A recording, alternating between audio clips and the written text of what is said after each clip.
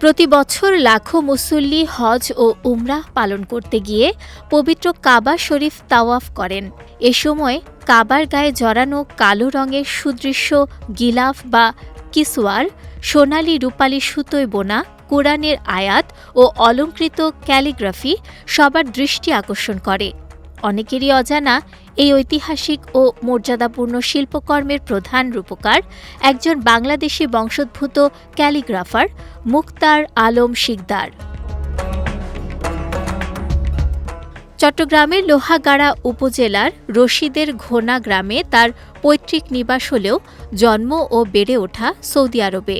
ছোটবেলা থেকেই আরবি ক্যালিগ্রাফির প্রতি ছিল তার গভীর অনুরাগ।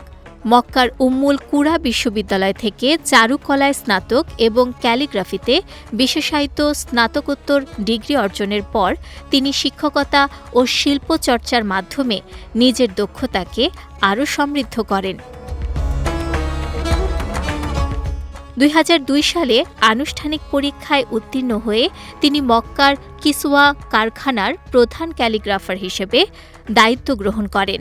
এরপর থেকে কাবার গিলাফে ব্যবহৃত কোরআনের আয়াত, অলংকারিত নকশা ও ক্যালিগ্রাফির সূক্ষ্মতা উন্নয়নে গুরুত্বপূর্ণ ভূমিকা রেখে চলেছেন।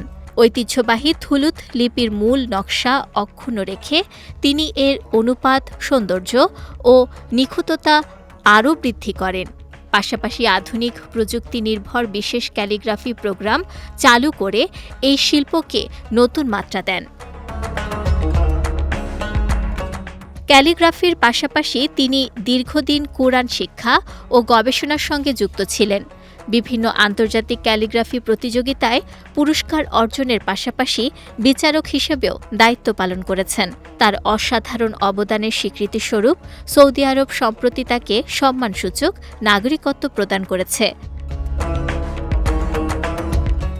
একজন বাংলাদেশি বংশোদ্ভূত শিল্পীর হাতে বিশ্বের সবচেয়ে পবিত্র স্থাপনার গিলাফের নকশা ও ক্যালিগ্রাফি নির্মিত হওয়া নিঃসন্দেহে বাংলাদেশের জন্য গর্বের বিষয়। মুক্তার আলম শিকদারের এই অর্জন বিশ্বমঞ্চে বাংলাদেশিদের প্রতিভা ও সৃজনশীলতার উজ্জ্বল দৃষ্টান্ত হয়ে থাকবে।